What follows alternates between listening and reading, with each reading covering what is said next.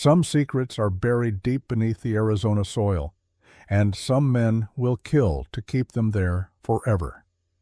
The nightmare always started the same way.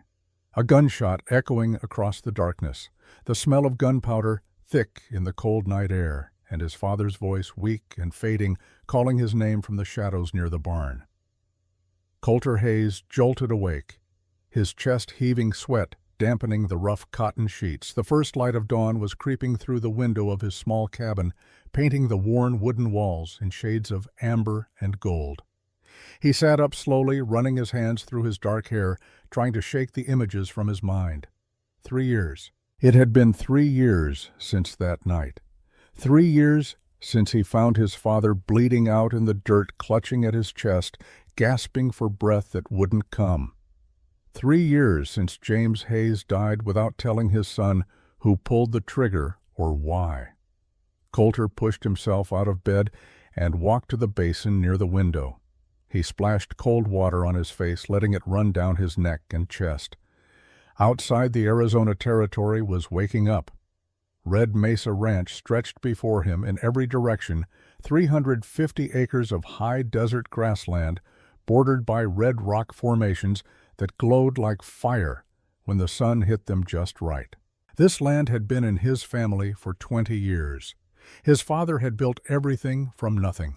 The cabin, the barn, the fences that ran for miles across the property, and now it all belonged to Colter, a legacy paid for in blood and mystery. He dressed quickly, pulling on worn denim pants, a faded blue work shirt, and his father's old leather vest. The vest still smelled faintly of tobacco and saddle soap. Colter buckled his belt, grabbed his hat from the peg near the door, and stepped outside into the cool morning air. The work never stopped on a ranch. 50 head of cattle needed feeding. 8 horses needed tending. Fences needed checking. Water troughs needed filling. It was honest work, hard work, the kind that made a man's back ache and his hands callous. But it was lonely work, too. Colter moved through his morning routine with the precision of habit. He carried hay to the cattle pen, watching the brown and white steers jostle each other for position at the feeding trough. He checked the hooves of his favorite horse, a sturdy buckskin gelding named Dusty, running his hands along the animal's legs to feel for any swelling or heat. Dusty nickered softly and nudged Colter's shoulder with his nose. The horse had been with him since before his father died, a constant presence in a world that had become too quiet, too empty. "Morning, old friend," Colter murmured, scratching behind the horse's ears. "Just you and me again." He filled the water troughs from the well, working the pump handle until his shoulders burned. The physical labor was good. It kept his mind occupied, kept him from dwelling on the questions that haunted him. Who killed James Hayes? And why the sheriff had investigated, of course. But there were no witnesses, no evidence, no suspects, just a body in the dirt and a son left with nothing but grief and unanswered questions. By mid-morning, Colter was repairing a section of fence on the north side of the property when he heard hoofbeats approaching. He looked up, squinting against the sun, and saw a rider coming fast across the grassland. Too fast. The horse was running, full out, ears pinned back, mane flying, and the rider was struggling to hold on. Colter dropped his tools and ran for Dusty. He swung into the saddle without bothering with the stirrups, turning the buckskin toward the approaching rider. His heart was pounding as he urged Dusty into a gallop. The runaway horse was an Appaloosa, a beautiful spotted mare with a white blaze down her face, but she was terrified, running blind, her eyes rolling white. The rider was a woman, dark hair whipping behind her, her hands clutching desperately at the reins. Colter leaned low over Dusty's neck, pushing the gelding faster. They closed the distance in seconds. He came alongside the Appaloosa, reaching out to grab the mare's bridle. His fingers closed around leather, and he pulled, using his weight and Dusty's momentum to slow the panicked animal. "Whoa, girl, whoa!" His voice was calm, steady, even though his pulse was racing. The Appaloosa responded to the tone, to the firm hand on her bridle. She slowed from a gallop to a canter, then to a trot, and finally to a trembling walk. Coulter kept his grip on her bridle, talking to her in a low, soothing voice until she stopped completely. The rider was breathing hard, her face flushed. She looked to be in her mid-20s, with high cheekbones and copper-colored skin that spoke of Apache heritage. Her eyes were dark and intelligent, currently wide with a mixture of fear and relief. She wore a traditional Apache dress decorated with intricate beadwork, and her long black hair was tied back with a red cloth. "Are you hurt?" Coulter asked, his voice rough from adrenaline. She shook her head, still trying to catch her breath. "I'm fine, thank you. A rattlesnake spooked Storm. I couldn't control her." Coulter nodded, running his hand down the Appaloosa's neck. The mare was still trembling, her coat dark with sweat. "Horses and snakes don't mix.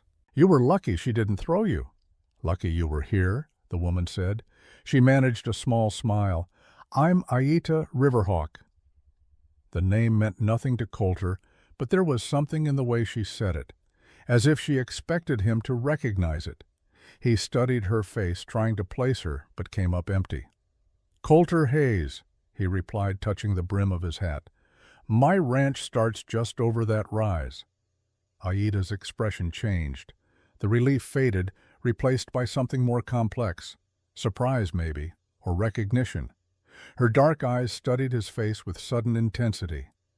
"Coulter Hayes," she repeated slowly, "son of James Hayes." Now it was Coulter's turn to be surprised. His hand tightened on the Appaloosa's bridle. "You knew my father?" "No," Aida said, "but my grandfather did, Red Sky Walker. He speaks of your father often, says he was a good man." Coulter felt something cold settle in his chest. Red Sky Walker. He knew the name, a respected elder among the White Mountain Apache, known for his wisdom and his knowledge of the old ways. But why would he speak of James Hayes? "My father had many friends," Coulter said carefully. "I didn't know your grandfather was among them." Aida studied him for a long moment, as if weighing her next words. Then she said very quietly, "My grandfather also says your father died because of a secret." A secret about this land. The world seemed to tilt beneath Coulter's feet. He stared at Aida, his throat suddenly dry. "What do you know about my father's death?" "Not much," she admitted. "But I've been trying to learn. I'm a writer. I've been investigating for 6 months, following rumors and old stories. And everything I've found points back here, to Red Mesa Ranch." Coulter's mind was racing. For 3 years he had lived with the weight of not knowing. 3 years of wondering if he would ever find the truth. And now this woman, this stranger, appeared out of nowhere with answers, or at least the promise of answers. "Come up to the house," he said abruptly. "Storm needs water and rest, and I need to hear what you know." Aida nodded. Together they rode slowly back toward the ranch buildings. Coulter led Storm to the barn, checking her legs for injuries while Aida watched. The mare had a small scrape on her right foreleg. Nothing serious. Coulter cleaned it gently and applied some salve from a jar on the shelf. "You're good with horses," Aida observed. "My father taught me," Coulter replied. "He said horses can tell what kind of man you are by how you treat them." He finished with Storm and led her into an empty stall with fresh hay and water. Then he turned to Aida. "The house is this way." The cabin was small and neat, just one main room with a sleeping area partitioned off by a curtain. A stone fireplace dominated one wall, and a rough wooden table with 2 chairs sat near the window. Coulter poured 2 cups of water from a pitcher and handed one to Aida. She drank gratefully, then looked around the cabin with curious eyes. It was clean but sparse. No decorations, no personal touches, just the bare necessities of living. "You live alone," she said. It wasn't a question. "Been that way since my father died," Coulter confirmed. He sat down at the table, gesturing for her to do the same. "Now tell me what you know. Why do you think someone killed him over a secret?" Aida reached into a leather satchel at her side and pulled out a worn notebook. She opened it to a page covered in neat handwriting and crude maps. "For the past 6 months, I've been researching the history of this area, talking to elders, reading old records, and I kept hearing the same story, about a silver mine." Silver mine, Coulter frowned. There are dozens of old mines scattered across Arizona. Not like this one, Aida said. She pointed to her map. This mine dates back to the 1860s. It was discovered by prospectors who were working Apache land, but the mine was never registered, never claimed officially. It just disappeared from the records. She looked up at him, her dark eyes intense. My grandfather says the mine is under this mesa, under your land, and he says your father discovered it 3 years ago. Coulter felt his pulse quicken. He had never heard his father mention anything about a silver mine. But then James Hayes had been a quiet man, not given to sharing his thoughts freely. If he had discovered something valuable on his own land, he might have kept it to himself. Even if that's true, Coulter said slowly, why would someone kill him for it? The land is ours. Any mine on it would be ours too. Unless someone else wanted it, Aida replied. She flipped to another page in her notebook. There's a man in Pine Valley named Silas Drummond. He owns several mines in the territory, and according to my research, he's been trying to buy Red Mesa Ranch for years. Your father always refused to sell. The name hit Coulter like a physical blow. Silas Drummond. He knew the man. Everyone in the territory knew Silas Drummond. He was rich, powerful, and ruthless. A man who got what he wanted one way or another. Could Drummond have killed James Hayes to get his land, to get to a hidden silver mine? You think Drummond murdered my father? Coulter said. It wasn't a question, but Aida nodded anyway. I think someone did, and Drummond had the most to gain. Coulter stood up abruptly, pacing to the window. His hands were shaking slightly. After 3 years of living in the dark, suddenly there was light. A name, a reason, a direction to point his anger and his grief. But Aida's voice cut through his thoughts, gentle but firm. I know what you're thinking, but we can't just accuse him. We need proof, evidence. And do you have any? Coulter asked, turning to face her. Not yet, she admitted, but I know where to start looking. Before Coulter could respond, the cabin door opened and a young man stepped inside. He was tall and lanky with sandy hair and an easy smile that faltered when he saw Aida sitting at the table. Boss, I didn't know you had company, the man said, his eyes darting between Coulter and the Apache woman. I can come back later if you want. It's fine, Ben, Coulter said. This was Ben Carter, his only hired hand and closest thing he had to a friend. This is Aida Riverhawk. She's helping me with something. Ben's eyebrows rose, but he had the good sense not to ask questions. Well, I'll just be checking on the south fence then. Let you two talk. He backed out of the cabin, closing the door behind him with exaggerated care. When he was gone, Aida allowed herself a small smile. Your friend seems easily surprised. Ben's a good man, Coulter said, just not used to seeing visitors out here, especially not... He trailed off, suddenly aware of how the words might sound. Especially not Apache women, Aida finished for him, but there was no anger in her voice, just a weary understanding. I'm used to it. Coulter felt a flush of shame. He sat back down at the table. I'm sorry, that was thoughtless. You didn't say anything wrong, Aida replied. She closed her notebook and looked at him directly. But I need to know something, Coulter Hayes. If we find proof that Silas Drummond killed your father, what will you do? It was a fair question. Coulter considered it carefully. Part of him wanted to say he would ride into town and put a bullet in Drummond's heart. That was the frontier way. An eye for an eye. Justice delivered with gunpowder and lead. But another part of him, the part that remembered his father's teachings about honor and law, knew that wasn't the right answer. I'll do whatever the law requires, he said finally. I'll bring him to justice, the proper way. Aida studied his face as if searching for the truth behind his words. Whatever she saw must have satisfied her, because she nodded slowly. Good. Because my grandfather taught me that revenge is a poison. It destroys the one who drinks it as surely as the one it's meant for. She stood up, smoothing her dress. I should go. My aunt will be worried. I'm staying with her in Pine Valley while I do my research." "When will I see you again?" Coulter asked, surprised by how much he wanted to know the answer. "Tomorrow," Aita said. "I'll come back tomorrow and we can talk more. There's much I haven't told you yet." She paused at the door, looking back at him. "Do you know what my name means in Apache, Aita?"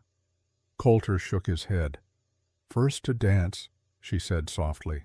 "My mother gave it to me because I was always moving, always seeking, never content to sit still. She said I would dance through life searching for truth." "And what truth are you searching for now?" Coulter asked. Aita's expression grew serious. "The same truth you are. Who killed your father, and why?"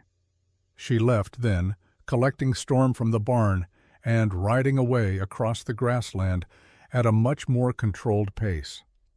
Coulter stood in the doorway of his cabin, watching her go, feeling as if the world had shifted beneath his feet. For 3 years he had been alone with his grief and his questions. For 3 years he had lived half a life, going through the motions, waiting for something he couldn't name.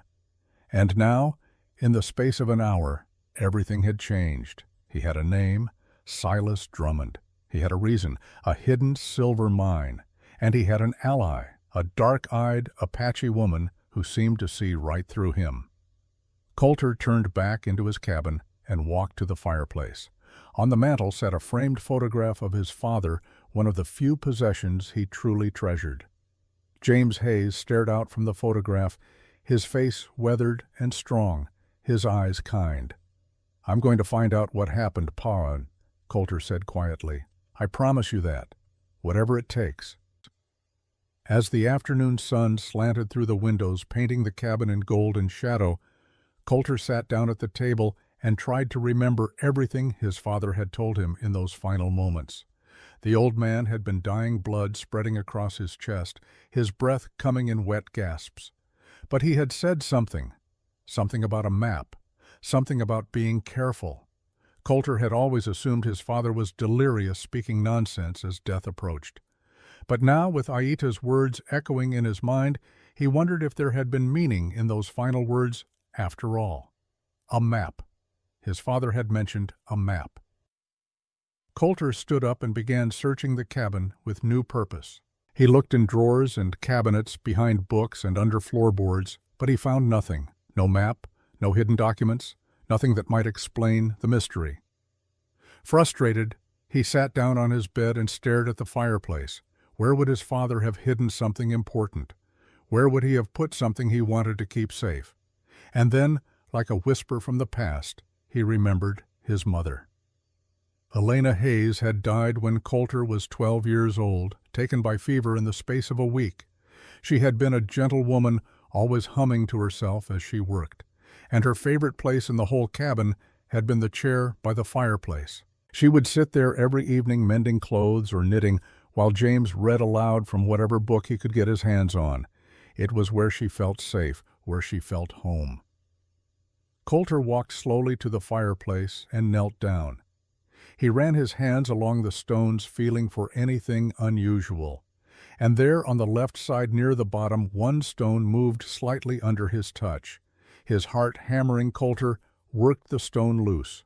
Behind it was a small hollow space.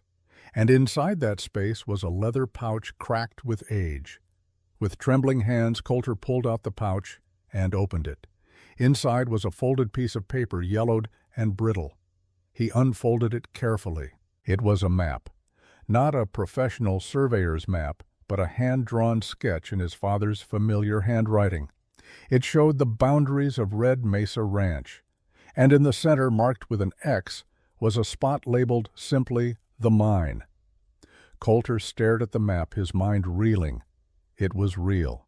The silver mine was real, and his father had known about it. But there was something else in the pouch. A letter also in his father's handwriting. Coulter unfolded it with shaking hands and began to read. "My dear son, if you are reading this, then I am gone, and you deserve to know the truth. The mine is real. I found it last spring, pure silver, more than I could have imagined. But Silas Drummond knows about it too. He has been threatening me, demanding that I sell him the land. I have refused. This land is your inheritance, Coulter, your birthright. I will not let him take it. But if something happens to me, you must be careful. Drummond is a dangerous man. He will stop at nothing to get what he wants. Find the map. Keep it safe. And remember that I love you, son. Whatever happens, know that everything I did was to protect you and this land. Your father, James Hayes. The letter was dated 3 days before his father's death. Coulter read it 3 times, tears blurring his vision. His father had known that Drummond was a threat, known that something might happen, and still he had refused to give up the land. Pride and grief warred in Coulter's chest. His father had been brave, standing up to a powerful man to protect his son's future, but that courage had cost him his life. Now it was up to Coulter to finish what his father had started.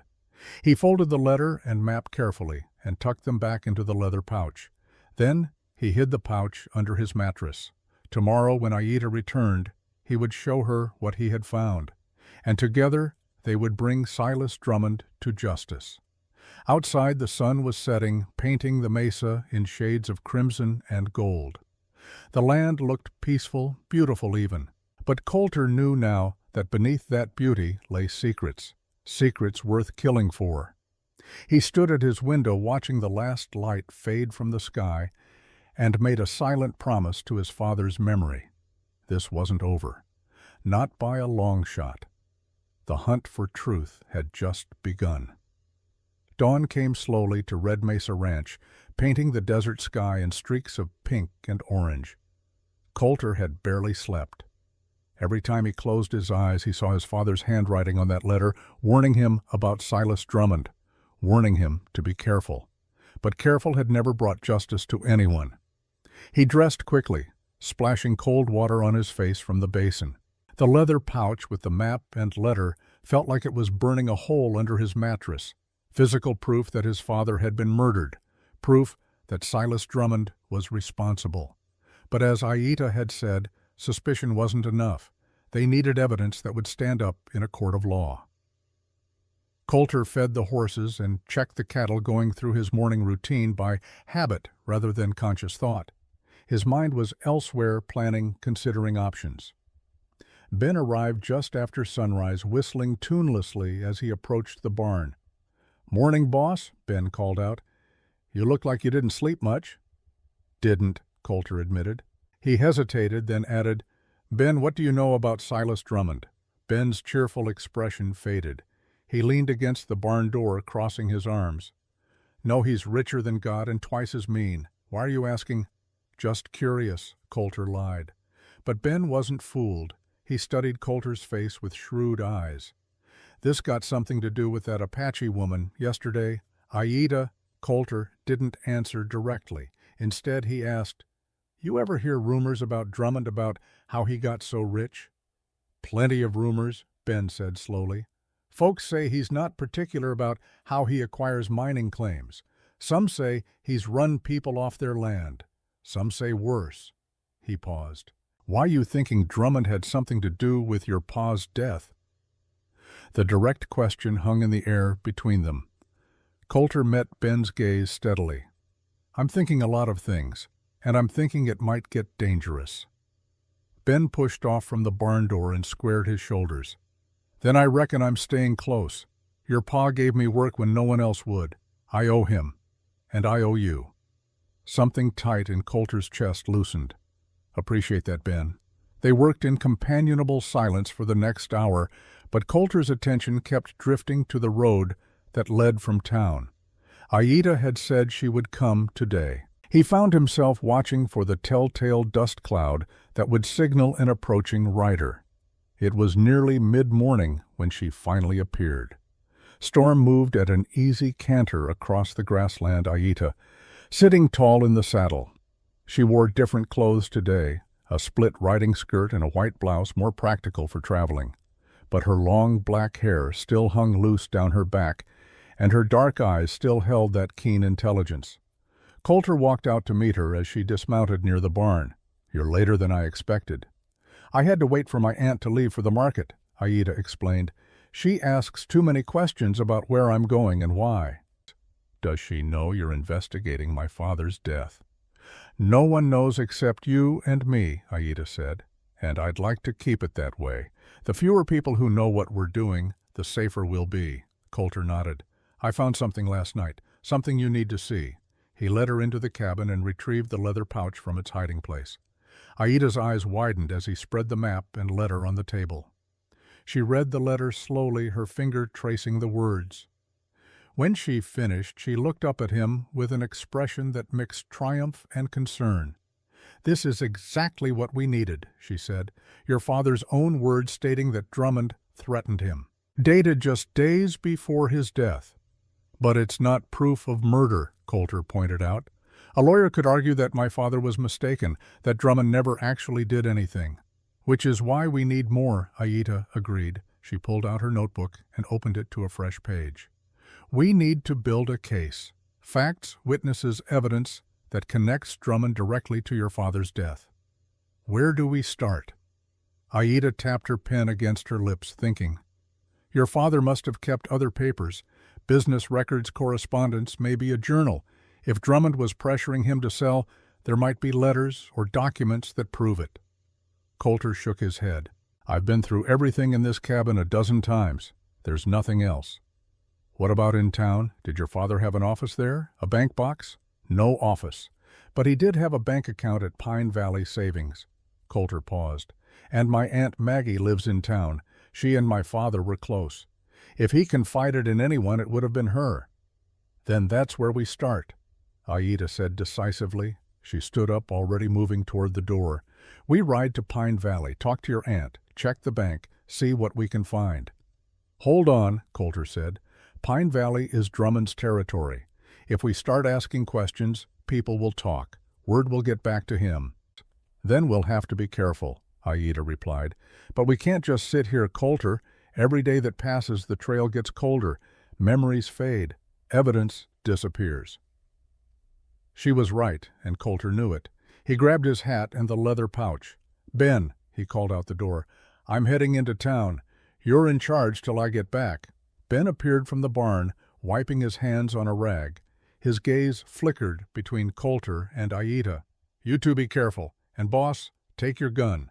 Coulter's hand went instinctively to his hip where his father's old Colt revolver rested in its holster. He'd strapped it on that morning without really thinking about it. Now he was glad he had. The ride to Pine Valley took just under an hour. The town sat in a shallow valley surrounded by low hills, a collection of wooden buildings clustered around a single main street. There was a general store, a saloon, a bank, a church, and a scattering of houses. Maybe 300 people called Pine Valley home, most of them miners or ranchers or the merchants who served them. Coulter and Aida drew stares as they rode down the main street. It wasn't uncommon to see Apache people in town, but a well-dressed Apache woman riding alongside a white rancher was unusual enough to attract attention. Coulter could feel eyes on them from every doorway and window. They stopped first at the bank, a squat brick building that looked more solid than anything else in town. Inside, a thin man with spectacles and a nervous manner sat behind a desk. He looked up as they entered, his expression shifting from professional courtesy to poorly concealed suspicion when he saw Aida. Mr. Hayes, the banker said, standing, what brings you to town today? Morning, Mr. Fletcher, Coulter replied. I need to look at my father's accounts. Any papers or documents he might have left in your care. Fletcher's nervous manner intensified. Well, I don't know about that. Those are private records. I'd need some kind of authorization. I'm his son, Coulter said, keeping his voice level. His only heir. Everything that was his is now mine, including whatever papers he left with you. The banker hesitated, clearly uncomfortable. His eyes kept darting to Aida, as if her presence somehow made the situation more complicated. Finally, he said, Wait here. I'll check the vault. He disappeared through a door behind his desk. Coulter and Aida stood in silence, listening to the muffled sounds of the banker moving things around. When Fletcher returned, he was carrying a small metal box. Your father left this here for safekeeping about 4 years ago, Fletcher said. Never came back for it. You'll need to sign for it." Coulter signed the ledger and took the box. It was heavier than it looked, locked with a small padlock. "You have a key for this." "No, sir. Your father kept the only key." Outside, Coulter turned the box over in his hands, examining the lock. It was old rusty. He could probably break it open with the right tools. But before he could suggest going back to the ranch, Aida reached out and took the box from him. She pulled a thin piece of wire from her satchel and began working it into the lock with practiced ease. 30 seconds later, there was a soft click and the lock fell open. Coulter stared at her. "Where did you learn to do that?"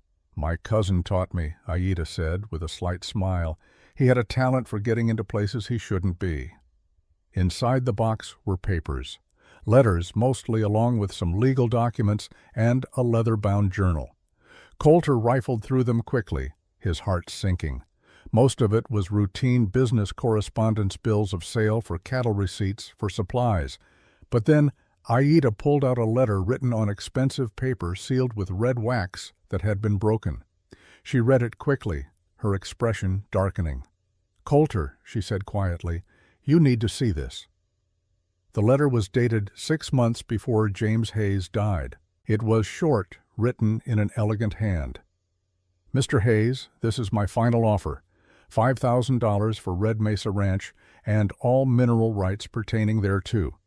If you continue to refuse, I cannot guarantee your safety or the safety of your property. Business in these territories can be dangerous for those who lack proper protection. I trust you will reconsider. Silas Drummond." Coulter read the letter twice, his jaw tightening. It was a threat, barely veiled, but unmistakable. Drummond had warned his father, and 6 months later, James Hayes was dead. "This is evidence," Aida said. "Direct evidence of threat and intimidation." "But still not proof of murder," Coulter countered. "Drummond could say he was just warning my father about general dangers, bandits, accidents, whatever." "Maybe," Aida conceded. "But it's another piece of the puzzle. And look, there are more letters." There were 3 more letters from Drummond, each one progressively more insistent and threatening. The last one, dated just 2 weeks before James Hayes died, was the most explicit. "You are making a grave mistake, Hayes. Men have died for less than what lies beneath your land. Reconsider while you still can." Coulter's hands were shaking as he folded the letters and put them back in the box. 3 years of wondering, 3 years of living in the dark, and now the truth was emerging piece by piece. His father had been murdered for refusing to sell his land, murdered by Silas Drummond or by men acting on Drummond's orders. "We need to talk to your aunt," Aida said. "See if she knows anything else." Maggie Hayes lived in a small house on the edge of town, a neat little cottage with a white picket fence and flower boxes in the windows. She was hanging laundry when Coulter and Aida arrived, and her face lit up when she saw her nephew. "Coulter!" She hurried over, wiping her hands on her apron. "What a lovely surprise! I was just thinking about you." Her gaze shifted to Aida, and her expression became curious but not unkind. "And who is your friend?" "This is Aida Riverhawk," Coulter said. "Aida, my Aunt Maggie." "Pleased to meet you, dear," Maggie said, extending her hand. Aida shook it, and Maggie smiled. "You have a good grip. I like that in a woman. Come inside, both of you. I'll make tea." Inside the cottage, everything was warm and comfortable, filled with the kind of small touches that made a house a home. Embroidered cushions, fresh flowers, a quilt draped over the back of the sofa. Maggie bustled about making tea while Coulter and Aida sat at the kitchen table. When she finally sat down with them, Maggie looked at Coulter with knowing eyes. "You didn't come all this way just to visit your old aunt. What's troubling you, child?" Coulter took a breath. "Aunt Maggie, I need to ask you about my father, about the months before he died." Maggie's expression grew sad. "Oh, Coulter, are you still dwelling on that James wouldn't want you to torture yourself?" "I'm not torturing myself," Coulter said gently. "I'm looking for the truth. Did my father ever talk to you about Silas Drummond?" The change in Maggie was immediate. Her face paled and her teacup rattled slightly as she set it down. "Why are you asking about Drummond?" "Because I think he killed my father," Coulter said bluntly, "and I think you know something about it." Maggie was silent for a long moment. When she finally spoke, her voice was barely above a whisper. "Your father made me promise not to tell you. He didn't want you getting involved, didn't want you putting yourself in danger." "He's dead, Aunt Maggie," Coulter said. "Whatever promise you made, it doesn't matter anymore. I need to know." Maggie stood up and walked to a cabinet in the corner. She opened a drawer and pulled out an old wooden box. Inside were letters, photographs, and at the bottom a leather-bound journal. "Your father kept a journal," Maggie said, handing it to Coulter. "He gave it to me 3 days before he died. Told me to hide it, keep it safe. Said if anything happened to him, I should give it to you when you were ready." Coulter opened the journal with trembling hands. The entries were dated starting from 3 years before his father's death. He flipped to the last few pages to the entries written in the final weeks of James Hayes's life.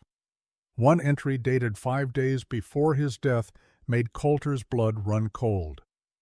"Drummond came to the ranch today with 2 of his men.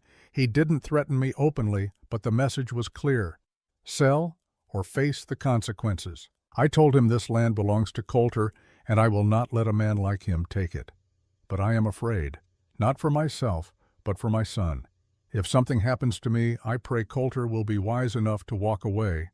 The silver is not worth dying for." But the entry that followed was even more damning.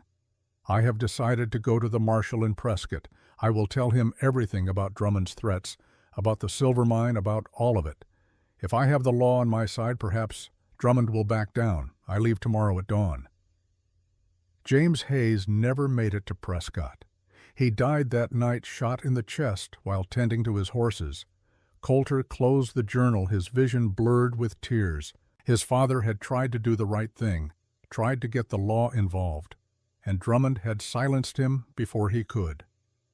"I'm sorry, Coulter," Maggie said softly. "I should have told you sooner, but I was afraid.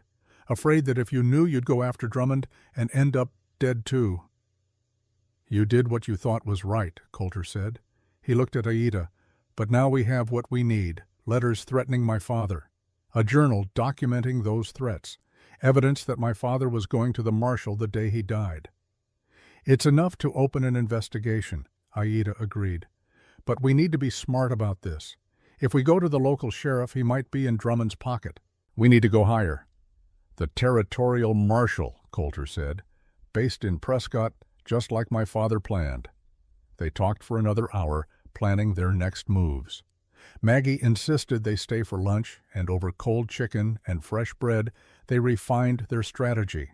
They would ride to Prescott, present their evidence to the marshal, and let the law handle Drummond. It was the civilized way, the right way. But as they prepared to leave, Maggie pulled Coulter aside.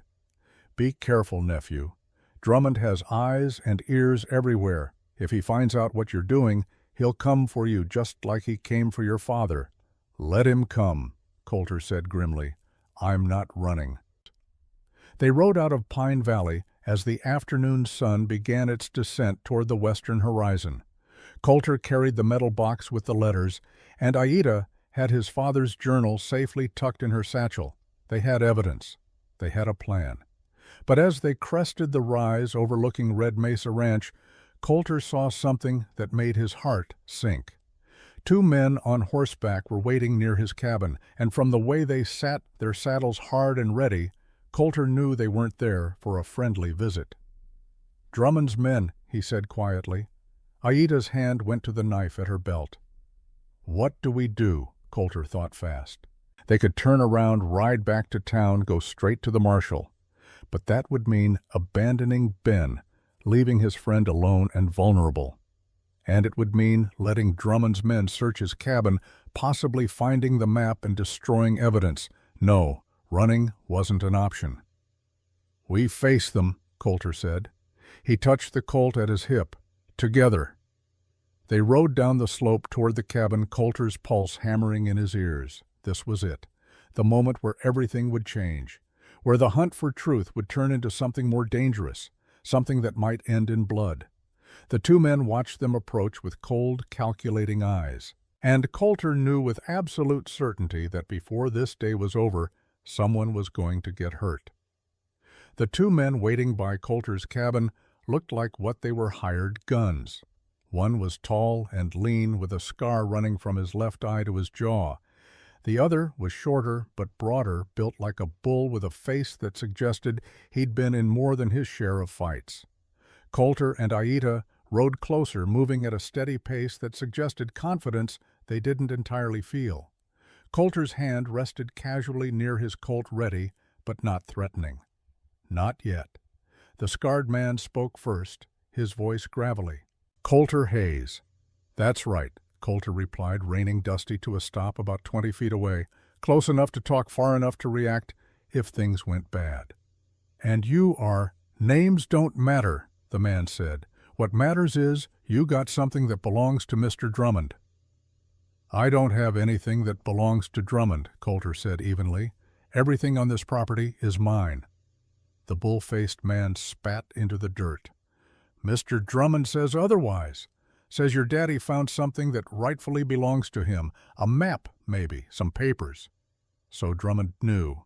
Somehow word had gotten back to him that Coulter was asking questions, digging into the past. Which meant someone in town had talked. Or maybe Drummond had been watching all along, waiting to see if Coulter would find what his father had hidden. "You can tell Drummond I don't know what he's talking about," Coulter said. His mind was racing, calculating distances, angles, possibilities. 2 against 2, but these men were professionals. And Aida, for all her courage, wasn't a gunfighter. The scarred man's eyes flickered to Aida, then back to Coulter. "That's not the answer Mr. Drummond wants to hear. He's a patient man, but his patience has limits. Now you can make this easy, or you can make it hard.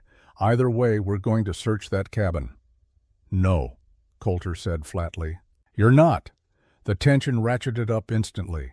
The bull-faced man's hand moved toward his gun, but before anyone could draw a shotgun blast, shattered the afternoon silence. Everyone froze. Ben Carter stepped out from behind the barn, a smoking double-barrel shotgun in his hands. "Next one goes in somebody," he called out. "And I ain't particular about who." The scarred man's eyes narrowed, assessing this new threat. "This ain't your fight, cowboy." "Boss is my friend," Ben replied, his voice steady. "That makes it my fight." For a long moment, nobody moved. The afternoon sun beat down on the tableau, 5 people caught in a moment that could explode into violence at any second. Then the scarred man slowly raised his hands, palms out. "All right. No need for shooting. We're just delivering a message." "Message delivered," Coulter said. "Now get off my land." The two men exchanged a look. Then, moving carefully, they turned their horses and rode away at a trot. But the scarred man called back over his shoulder, "Mr. Drummond will want an answer, Hayes, and he won't wait long." They watched until the riders disappeared over the ridge. Only then did Ben lower the shotgun, his hands shaking slightly.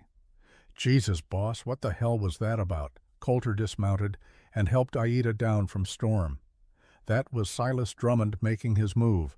He knows we're investigating." "Which means we're running out of time," Aida added. She looked at Coulter, her dark eyes serious. "If Drummond is sending men here, he's worried.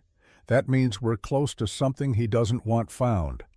They went inside the cabin, Ben following with his shotgun still ready. Coulter poured whiskey for all 3 of them, his hand steadier than he felt. The confrontation had shaken him more than he wanted to admit. Not because he was afraid, but because it made everything real. This wasn't just about finding answers anymore. It was about survival. "Tell me everything," Ben said, taking a long drink.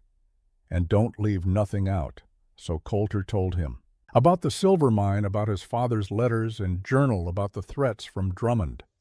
Ben listened without interrupting, his expression growing darker with each revelation. When Coulter finished, Ben set down his glass and looked at him squarely. "You're going after him, after Drummond." "Through the law," Coulter said. "We're taking everything to the marshal in Prescott." "And you think the law will protect you?" Ben's voice was skeptical. "Boss men like Drummond don't play by rules. They buy judges, bribe lawmen, make witnesses disappear. You go after him legal, and he'll just find a way around it." "Then what would you have me do?" Coulter demanded. "Ride into town and shoot him." "That's murder, Ben. That makes me no better than him." "It makes you alive," Ben countered. But he held up a hand before Coulter could respond. "But I ain't saying you should. I'm just saying be realistic about what you're up against." Aida had been quiet during this exchange, standing by the window and watching the land beyond. Now she turned to face them. "Ben is right about one thing. We can't just ride to Prescott and hope the marshal will handle it. We need more than letters and a journal. We need a witness, someone who saw what happened the night James Hayes died." "There weren't any witnesses," Coulter said. "The sheriff investigated. Nobody saw or heard anything." "Or nobody who was willing to talk," Aida corrected. "But people see more than they admit, especially in a small town where everyone knows everyone else's business." She pulled out her notebook and opened it to a page covered in names and notes. "I've been talking to people in Pine Valley for months, and there's one name that keeps coming up. A woman named Sarah Whitmore. She runs the boarding house on the edge of town. The night your father died, she told the sheriff she heard nothing. But one of the other boarders told me Sarah was up late that night, couldn't sleep. And the boarding house has a view of the road that leads to Red Mesa Ranch." Coulter felt a spark of hope. "You think she saw something?" "I think it's possible," Aida said. "But she's scared. I tried to talk to her once before, and she practically slammed the door in my face. If she knows something, she's been keeping quiet for a reason." "Fear," Ben said. "If Drummond killed Hayes, and she saw it, she's probably terrified he'll kill her too if she talks." "Then we need to convince her she'll be safe," Coulter said, "that we can protect her if she comes forward." "Can we?" Aida asked quietly. "Can we really promise her that—" It was a fair question, and Coulter didn't have a good answer. But before he could try to formulate one, they heard horses approaching again. Multiple horses this time. Ben grabbed his shotgun and moved to the window. Then he relaxed slightly. "It's okay. It's not Drummond's men. Looks like Apache, maybe a dozen riders." Aida's face brightened. She hurried outside and Coulter followed. The riders were indeed Apache, led by an old man whose long white hair hung in 2 braids down his chest. He sat his horse with the easy grace of someone who'd been riding since childhood, despite what must have been at least 70 years of age. Aida rushed forward and spoke rapidly in Apache, gesturing toward Coulter and the cabin. The old man listened, then dismounted with surprising agility. He approached Coulter with measured steps, his dark eyes studying the younger man's face. "You are the son of James Hayes," the old man said in English, his accent thick but his words clear. "I am Red Sky Walker, Aida's grandfather." Coulter found himself face to face with the Apache elder who had started all of this, the man who had sent his granddaughter to investigate who knew secrets about the silver mine and the land. He extended his hand. "Mr. Walker, thank you for coming." Red Sky ignored the hand and instead placed both palms on Coulter's shoulders, looking into his eyes with an intensity that was almost uncomfortable. After a long moment, he nodded. "You have your father's spirit. Good. You will need it." He turned to the other riders and spoke in Apache. They dismounted and began setting up a camp near the barn, moving with practiced efficiency. Red Sky walked to the cabin, moving as if he owned the place. Inside, he looked around with interest, his gaze lingering on the fireplace. "James Hayes sat in that chair," he said, pointing to the worn leather chair near the hearth. "We talked many times about the land, about the old days, about the silver that sleeps beneath the mesa." "You knew about the mine," Coulter said. "It wasn't a question." "I have always known," Red Sky replied. He settled into the chair with a sigh, as comfortable as if he'd lived there all his life. "My people have known for generations, long before the white men came with their picks and their greed." He accepted the whiskey Ben offered and took a small sip before continuing. "In the year the white men call 1862, there was war. Your people fighting each other, brother against brother. Some of that war came here to this territory. A prospector named Daniel Drummond fled the fighting seeking safety. My father's band found him near death from thirst. They saved him, brought him to the hidden springs beneath the mesa. Red Sky's eyes grew distant, seeing into the past. Daniel Drummond was grateful. He was also observant. He saw the silver in the rocks, the veins running through the stone like frozen lightning. He made maps, careful maps, thinking he would return when the war ended and claim his fortune. But he never got the chance, Aida said softly, sitting cross-legged on the floor near her grandfather. No. Red Sky agreed. His own son betrayed him.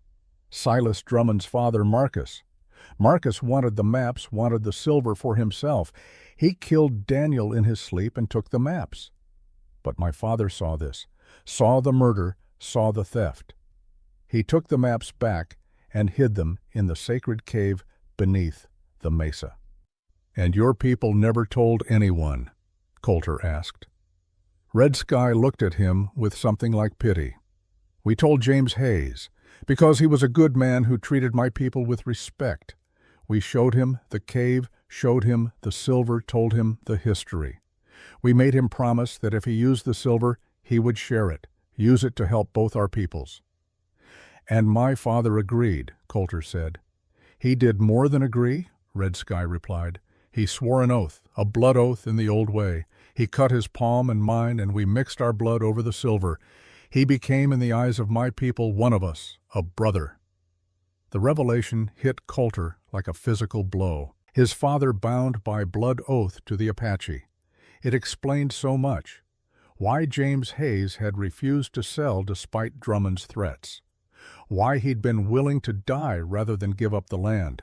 Silas Drummond learned of this, Red Sky continued. Not all of it, but enough. He knew your father had found the silver, knew the maps existed, and he knew that if James Hayes lived, he would never get his hands on it.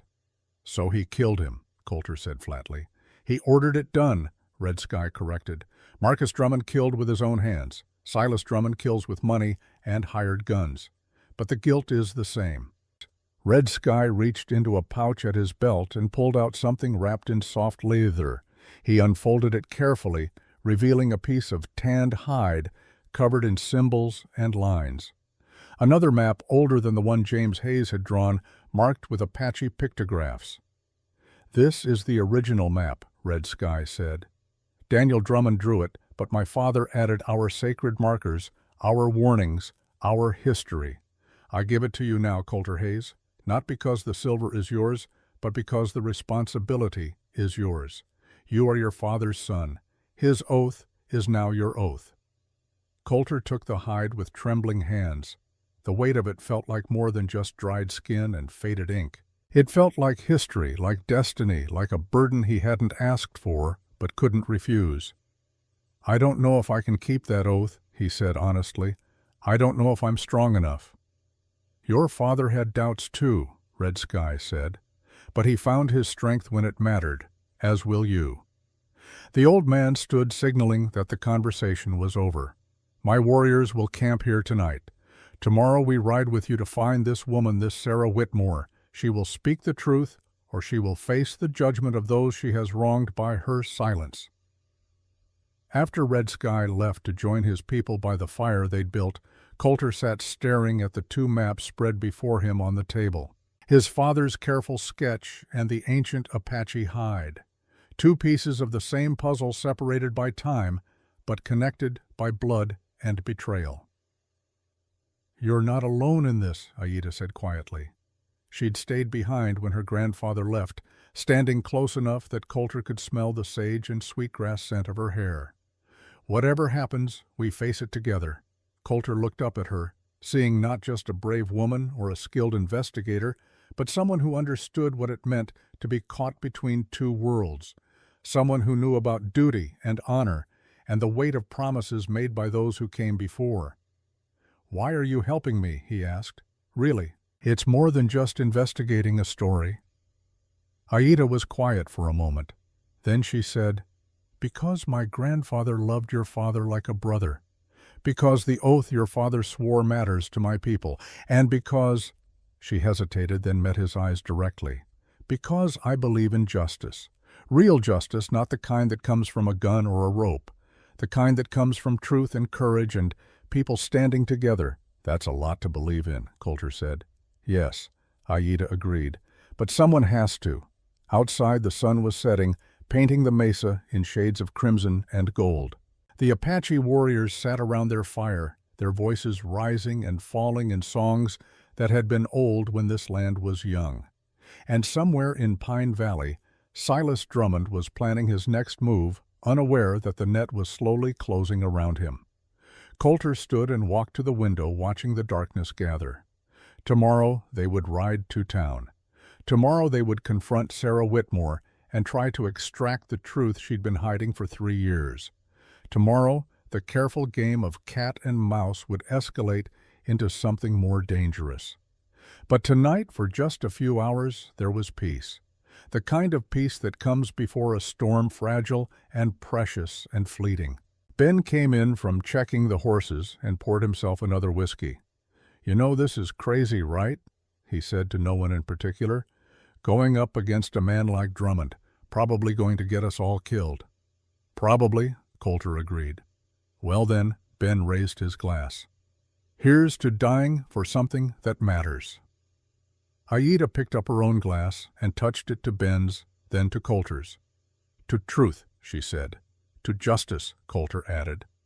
They drank in silence, 3 unlikely allies bound together by circumstance and choice. And outside, the Apache drums began to beat a rhythm as old as the land itself, calling to something primal and true in the heart of every person who heard them. The hunt was far from over. In fact, it was just beginning. But for the first time since his father died, Coulter Hayes felt something he'd almost forgotten. He felt hope. Dawn broke cold and gray over Red Mesa Ranch.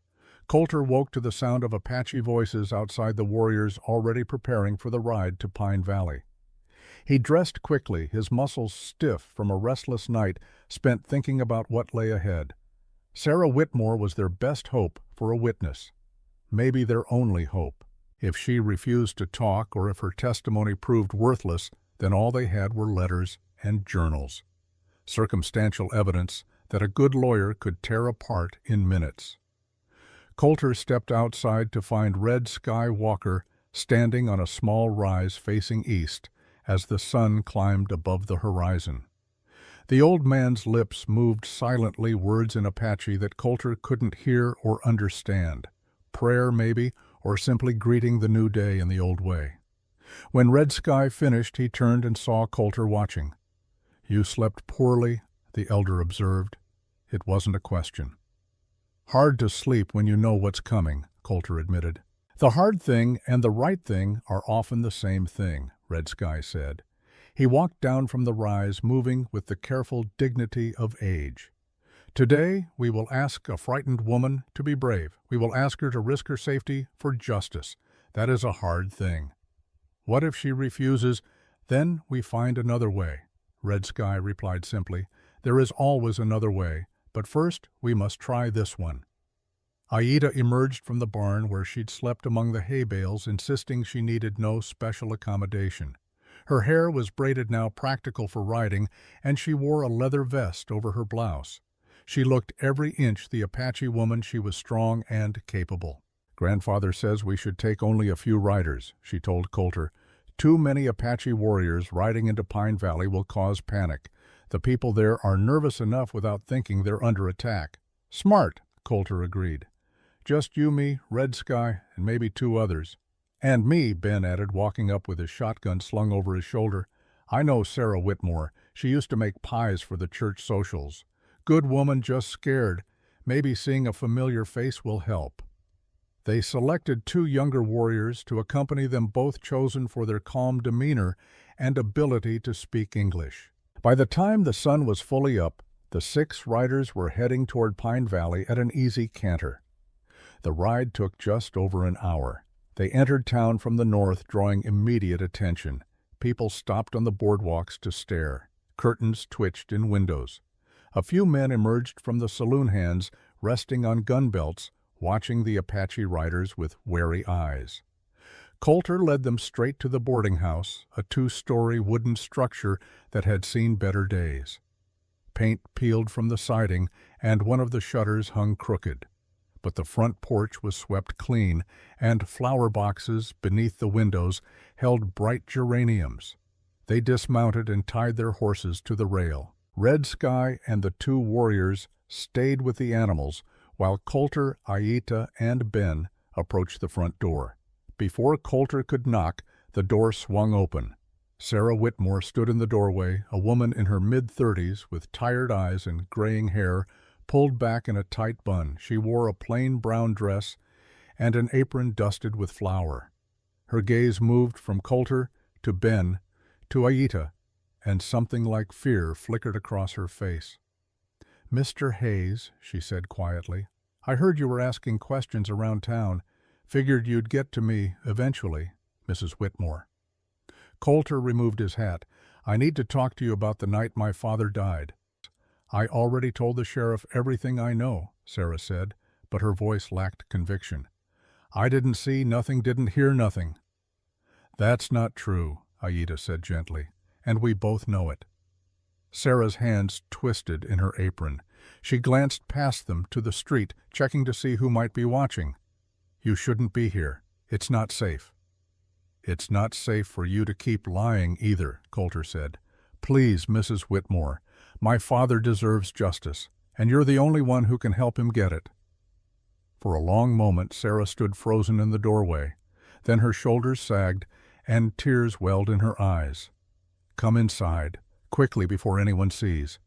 They followed her into a modest parlor cluttered with mismatched furniture. Sarah closed the door and drew the curtains before turning to face them. Her hands were shaking. "I have a daughter," she said abruptly. "Emily. She's 10 years old. After my husband died, this boarding house was all we had. If I lose it, if something happens to me, she has nowhere to go. Do you understand?" "I understand you're afraid," Coulter said. "But Mrs. Whitmore, Silas Drummond killed my father, and he'll kill again if someone doesn't stop him." "You don't know that for certain," Sarah protested, but the words sounded hollow even to her. "Yes, I do," Coulter replied. He pulled out his father's journal and the letters from Drummond, spreading them on a side table. "Read these. Read what Drummond wrote to my father, the threats, the intimidation. And then tell me you don't know who's responsible." Sarah picked up one of the letters with trembling hands. She read it slowly, her face growing paler with each word. When she finished, she set it down and covered her face with her hands. "I saw them," she whispered. "That night. I saw 2 men ride past the boarding house around midnight. They were heading toward Red Mesa Ranch. I recognized one of them, Jake Thornton. He does odd jobs for Mr. Drummond." "Did you see them come back?" Aita asked. Sarah nodded, lowering her hands. Her eyes were red, but determined now, as if saying the words out loud had released something that had been building inside her for 3 years. About an hour later, they rode past again, moving fast. And one of them, Jake, he had blood on his shirt. I could see it in the moonlight. The room fell silent. This was it. Direct testimony linking Drummond's man to the scene of the murder on the night it happened. Combined with the letters and journal, it was enough to arrest Drummond, enough to bring him to trial. "Will you testify?" Coulter asked. "Will you tell a marshal what you just told us?" "If I do, Drummond will come for me," Sarah said. "And for Emily." "Then we protect you," Ben spoke up. "You and your daughter both. We'll take you somewhere safe until Drummond is behind bars." "And where would that be?" Sarah asked bitterly. "Drummond has men everywhere. He has money influence. Even if I testify and he's arrested, he could post bail. He could walk free within days." "Not if we present enough evidence," Aita said. "Not if we can prove premeditated murder. There's no bail for that." Red Sky Walker had been standing silently near the window, watching the street through a gap in the curtains. Now he spoke for the first time since entering the house. "The woman speaks truth. She is in danger. But there are worse things than danger. There is the burden of knowing you let evil go unpunished because you were afraid." His words, though gentle, carried weight. Sarah looked at the old Apache elder, and something passed between them. An understanding, perhaps, of what it meant to live with fear versus what it meant to live with shame. "My grandfather can offer protection," Aida said. "Our people have places in the mountains where Drummond's men won't find you, places where you and your daughter will be safe." Sarah walked to the window and looked out at the street. Coulter could see her shoulders rise and fall with a deep breath. When she turned back, her jaw was set with determination. "All right," she said, "I'll testify. But I want your word that Emily stays safe. Whatever happens to me, you protect my daughter." "You have my word," Coulter said solemnly. "On my father's grave, I swear it." "And mine," Aida added. Red Sky simply nodded, which seemed to carry more weight than any verbal promise. Sarah disappeared upstairs and returned a few minutes later with a small girl in tow. Emily Whitmore had her mother's features, but her father's red gold hair. She clutched a rag doll and looked at the visitors with wide, uncertain eyes. "Emily, these people are going to help us," Sarah said, kneeling to her daughter's level. "We're going on a little trip, an adventure."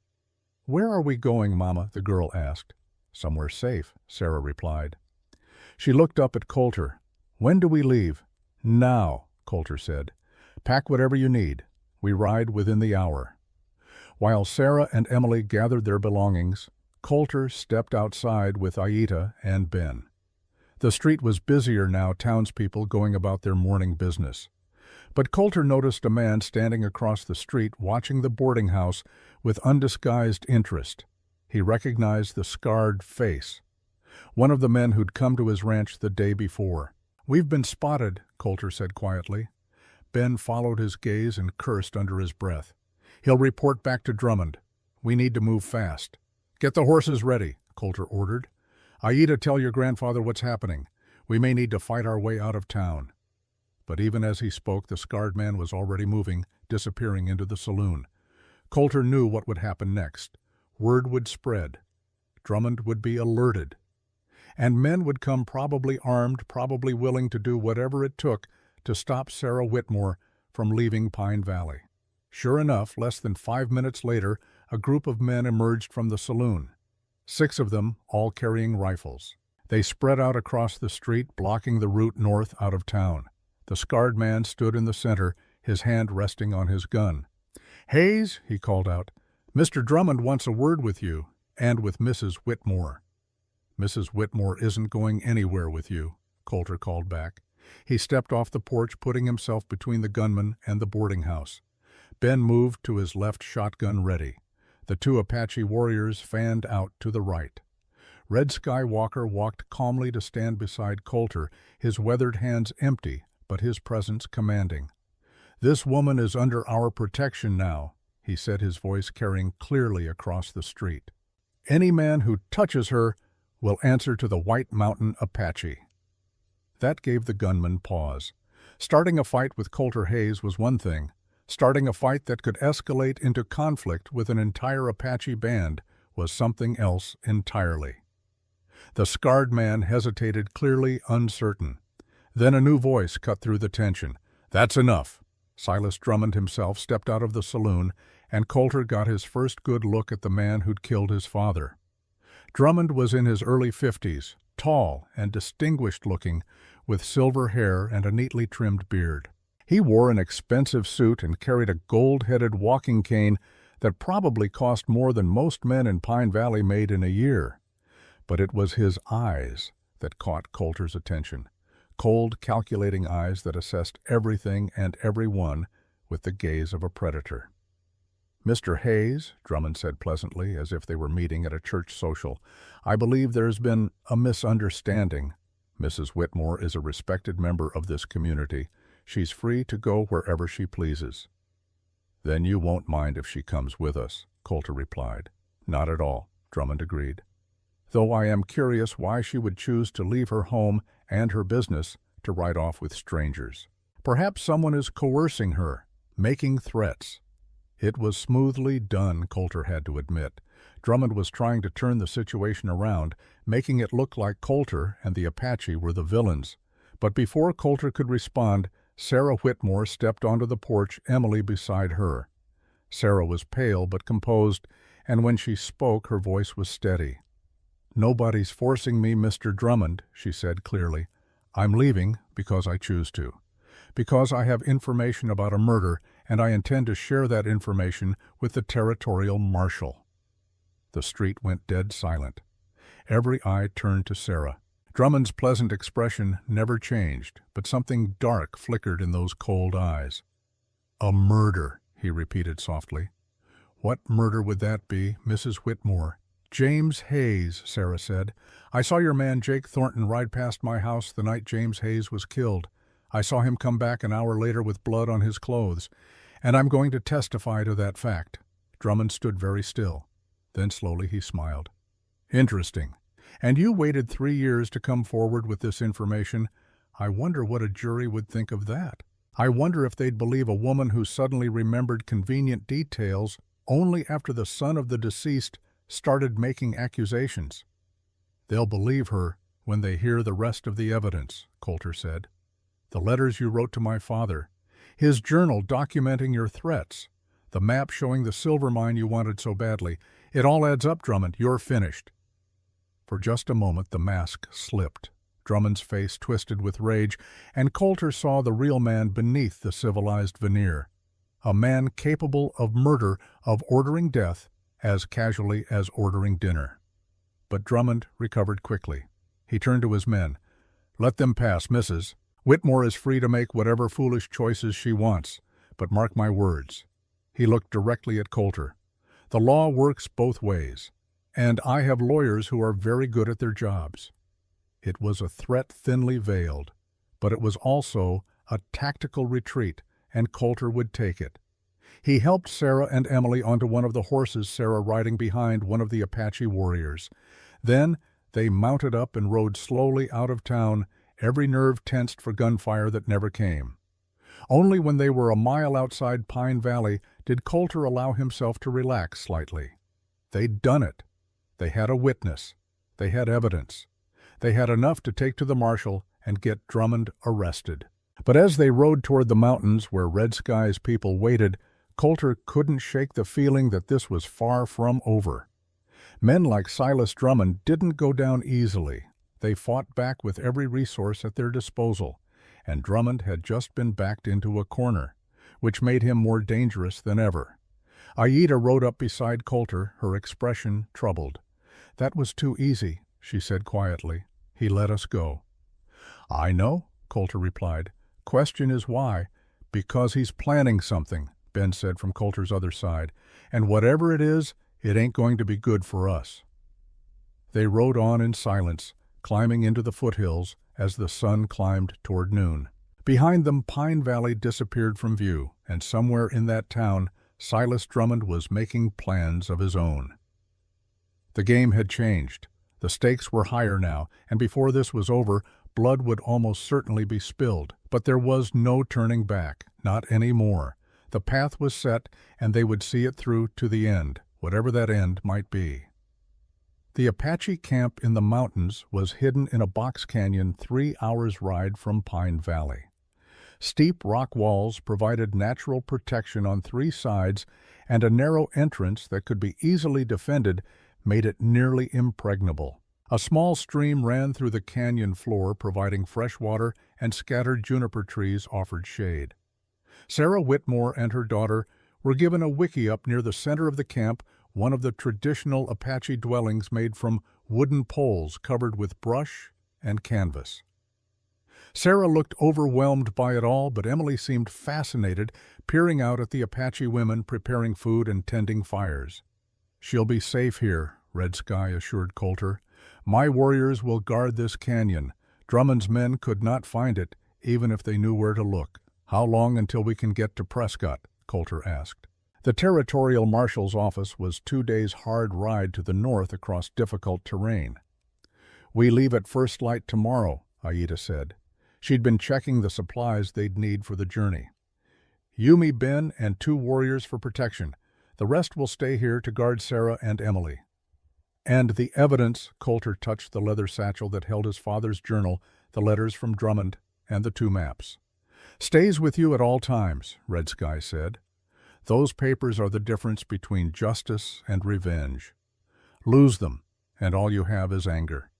Keep them, and you have the law on your side.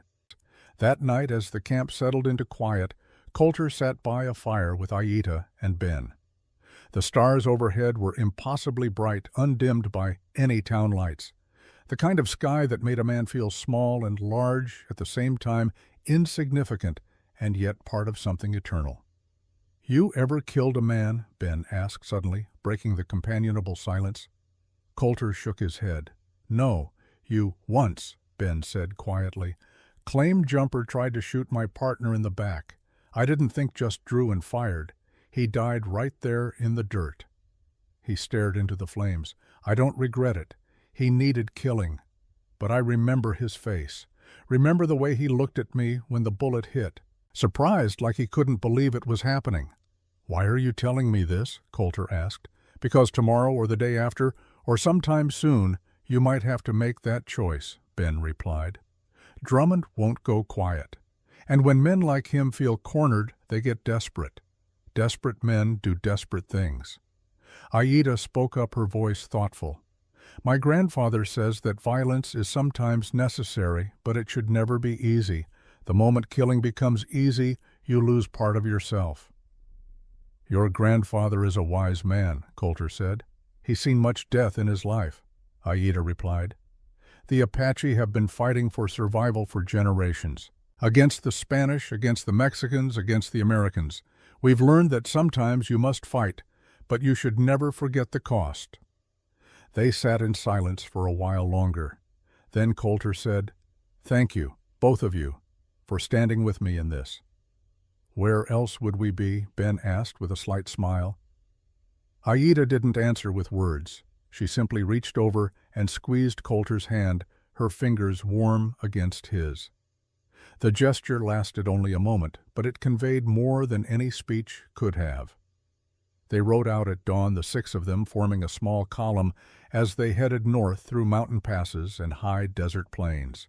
The land was beautiful and harsh, painted in shades of red and brown, and gold dotted with sagebrush and occasional stands of pine. By midday of the second day, they could see Prescott in the distance. It was larger than Pine Valley, a proper town with brick buildings and paved streets, the territorial capital where laws were made and justice dispensed, or so the theory went. They rode straight to the marshal's office, a solid stone building near the courthouse.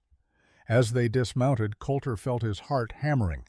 This was it, the moment 3 years of grief and anger had been building toward. Inside, a deputy looked up from his desk, his eyes widening slightly at the sight of two Apache warriors. "Help, you folks. We need to see Marshal Carter," Coulter said. "It's urgent." "The marshal's busy right now. You can wait or come back later." "We'll wait," Aida said firmly.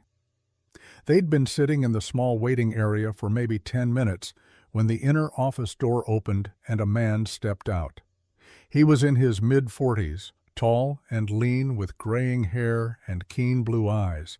He wore a marshal's badge pinned to his vest and carried himself with the quiet confidence of a man who'd seen plenty of trouble and wasn't impressed by it anymore. "I'm Marshal William Carter," he said. "Deputy tells me you have urgent business." "My name is Coulter Hayes." Coulter stood and extended his hand. "This is Aida Riverhawk and Ben Carter. We're here to report a murder and bring charges against the man responsible." Marshal Carter's eyebrows rose. "A murder? When and where?" 3 years ago. Red Mesa Ranch near Pine Valley. The victim was my father, James Hayes." Something flickered in the marshal's eyes. Recognition, maybe. "James Hayes. I remember that case. The local sheriff investigated.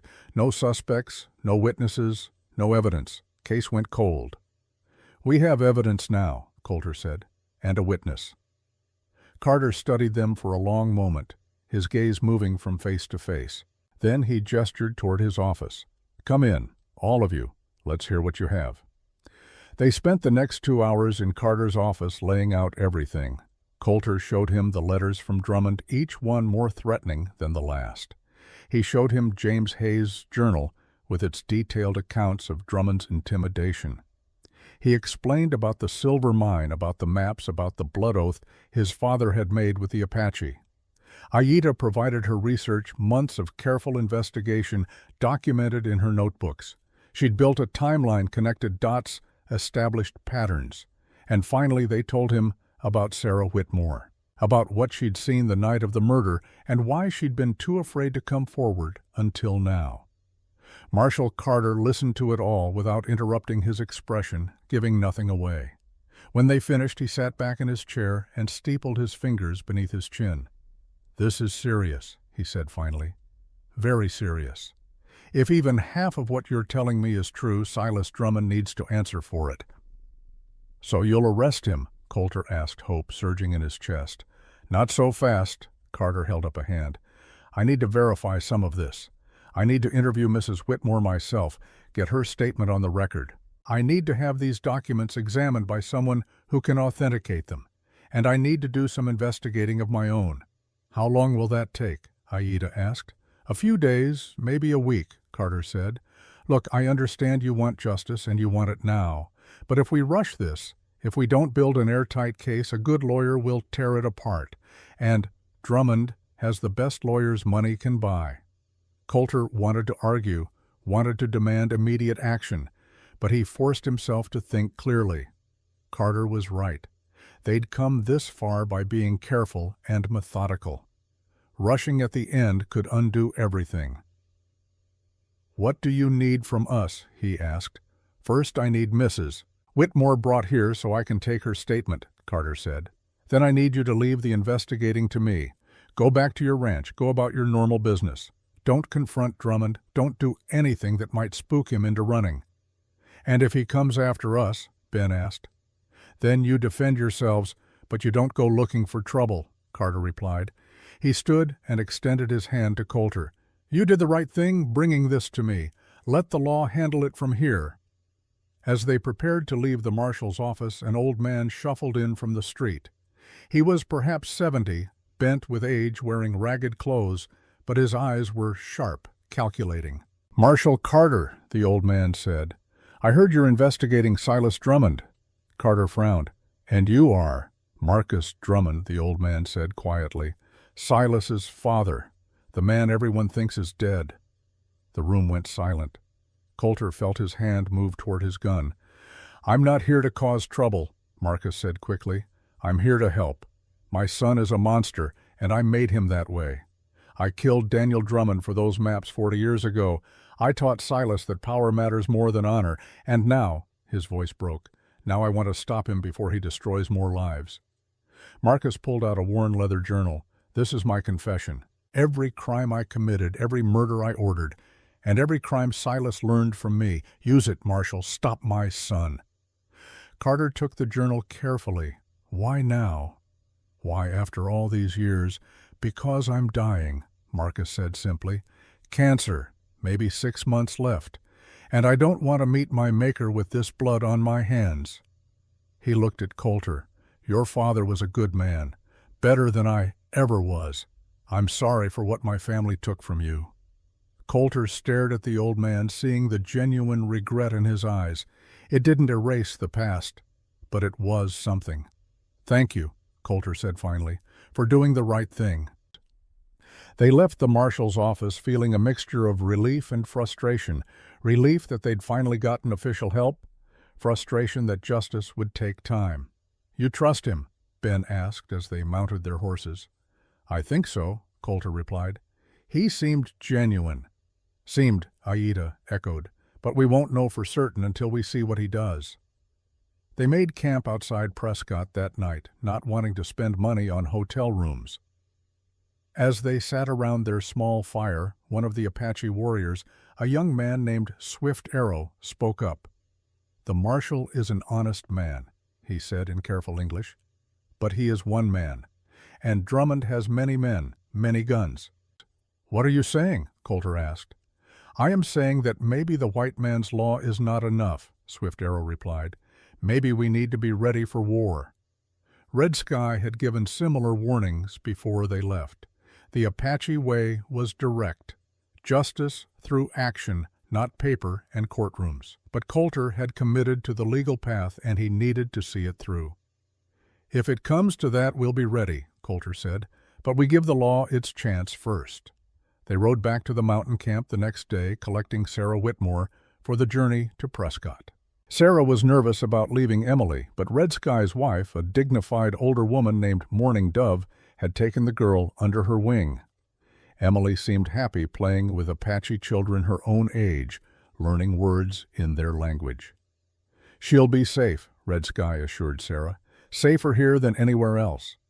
The trip to Prescott and back took 4 days total.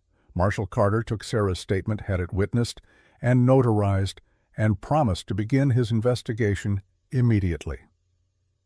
Sarah returned to the mountain camp while Coulter, Aida, and Ben headed back to Red Mesa Ranch. They arrived to find everything as they'd left it. The cattle were fine, the horses healthy. But there was a note nailed to the cabin door, written in elegant script. "Mr. Hayes, I'm disappointed that you've chosen to involve the territorial marshal in what should have been a private business matter. I hope you realize that spreading false accusations against a prominent citizen like myself will have consequences, legal consequences. I suggest you reconsider your course of action while you still can. Regards, Silas Drummond." "He knows," Ben said. "About Carter, about everything." "Of course he knows," Aida replied. "Men like Drummond have informants everywhere, probably someone in the marshal's office." Coulter crumpled the note in his fist. "Doesn't matter. We've done everything right. We have evidence. We have a witness. We have the law on our side." "Then why does this feel like the calm before the storm?" Ben asked. Because it was. They all knew it. Drummond had been warned, which meant he'd be preparing his defense, or preparing to eliminate the threat entirely. That night, Coulter couldn't sleep. He kept thinking about his father, about the promise he'd made at the grave. Justice, not revenge. The right way, not the easy way. He was still awake when he heard horses approaching, many horses moving fast. Coulter grabbed his rifle and rushed outside. Ben emerged from the barn at the same time, shotgun ready. Aida appeared from the cabin, her knife drawn. But the riders weren't Drummond's men. They were Apache, at least 20 warriors led by Red Skywalker himself. They rode into the yard and dismounted, their faces grim. "What's wrong?" Coulter demanded. "Is it Sarah? Is Emily hurt?" "They are safe," Red Sky said. "But there is news from Prescott. The marshal sent a rider to find us." He paused, and something like anger flickered in his weathered face. "Silas Drummond has been arrested, but not for murder." "What?" Coulter felt confusion wash over him. "Then for what?" "For attempted bribery of a federal officer," Red Sky replied. "Marshal Carter says Drummond tried to pay him to drop the investigation, offered him $10,000. Carter arrested him on the spot." It should have been good news. Drummond in custody was better than Drummond free.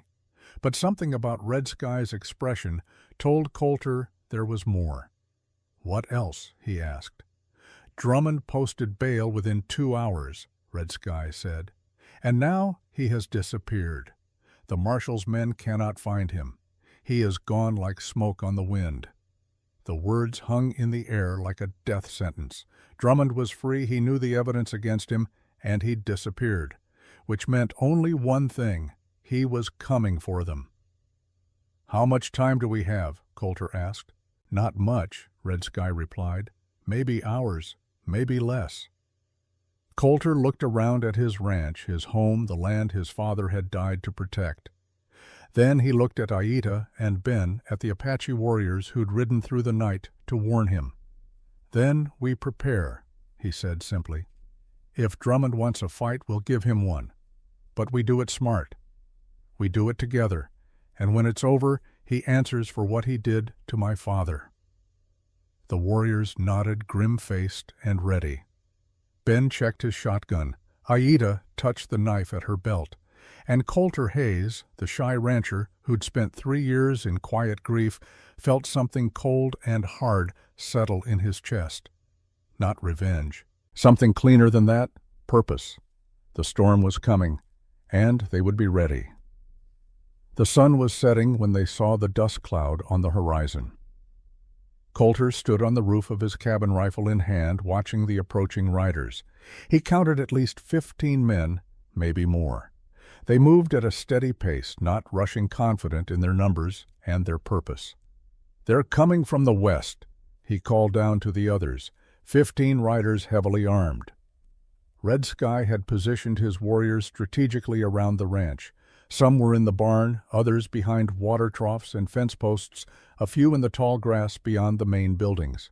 They were invisible to anyone who didn't know to look for them, ghosts waiting in the twilight. Aida climbed up the ladder to join Coulter on the roof. Her face was calm, but he could see tension in the set of her shoulders. "My grandfather says this is not the Apache way. We prefer to choose when and where we fight." "But you'll fight anyway," Coulter said. It wasn't a question. "Your father swore an oath to my people," Aida replied. "That oath extends to you now. We protect our own." Down below, Ben was checking his ammunition for the third time, nervous energy making him fidget. The 2 Apache warriors with him, Swift Arrow and an older man named Gray Wolf, waited with the patience of stones. The riders drew closer, close enough now that Coulter could make out individual faces. He recognized several from Pine Valley, hired guns drifters, men who'd sell their loyalty to whoever paid best. And at the front of the group, sitting tall on a black stallion, was Silas Drummond himself. "He came personally," Coulter said with grim satisfaction. "Didn't send his men to do the dirty work." "Because he wants to make sure it's done right this time," Aida observed. "He won't leave witnesses, won't leave evidence.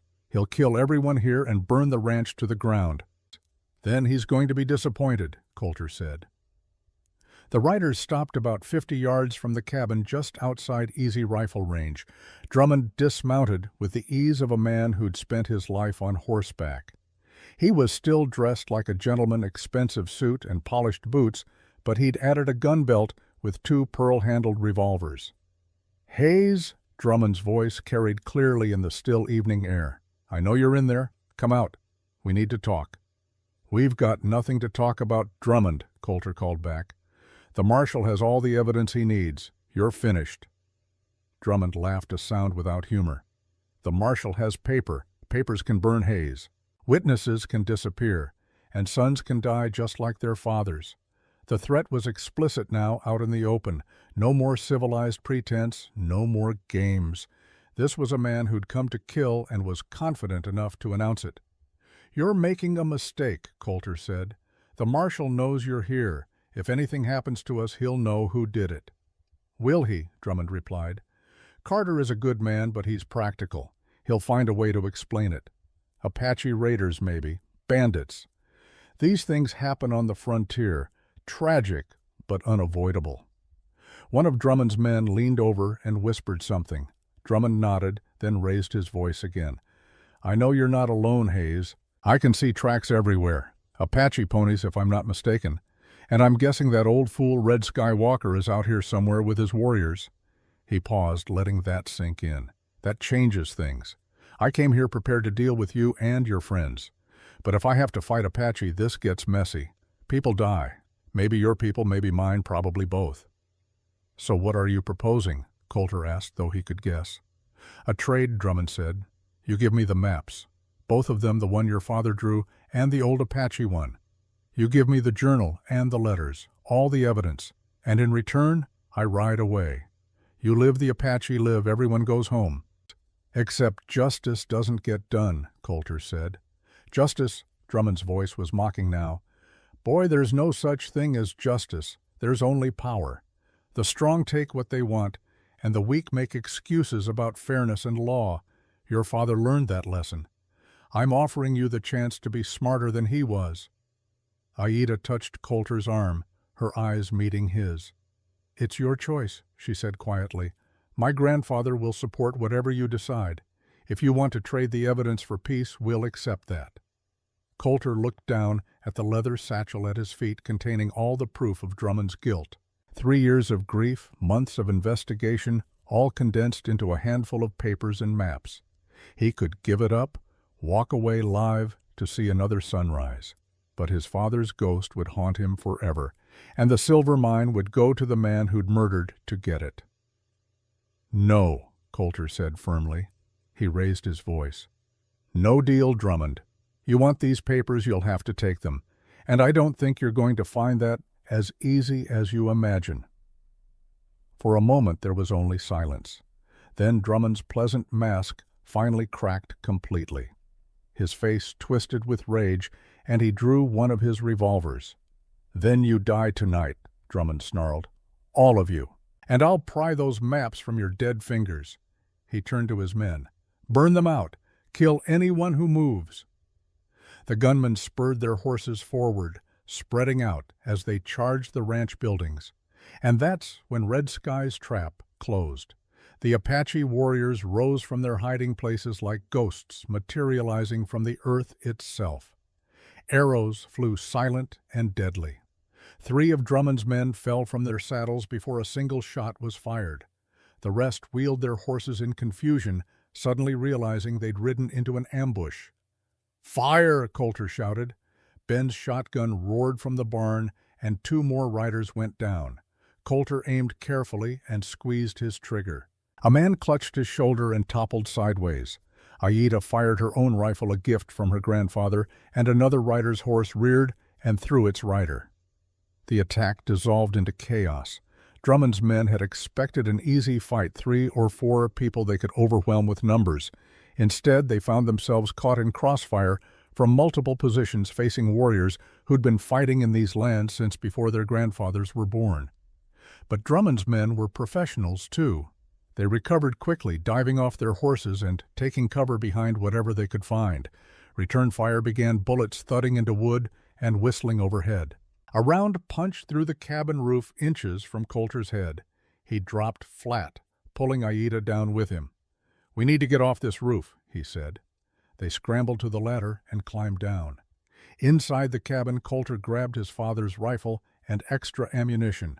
Through the window he could see muzzle flashes in the growing darkness. The battle had devolved into a siege, attackers and defenders trading fire across the ranch yard. "How many did we get?" Ben asked, reloading his shotgun with shaking hands. "Maybe 6 or 7, Coulter replied, "but there's still twice that many out there." A bullet shattered the window, showering them with glass. They dropped to the floor, crawling toward better positions. The cabin walls were thick logs, but they wouldn't stop sustained fire forever. "We need to break the siege," Aida said. "If we stay pinned down, they'll just wait until we run out of ammunition." She was right. Drummond could afford to be patient now. He had the numbers, and time was on his side. Eventually the defenders would run low on bullets or make a mistake. "The barn," Coulter said suddenly. "If we can reach the barn, we can flank them from 2 sides."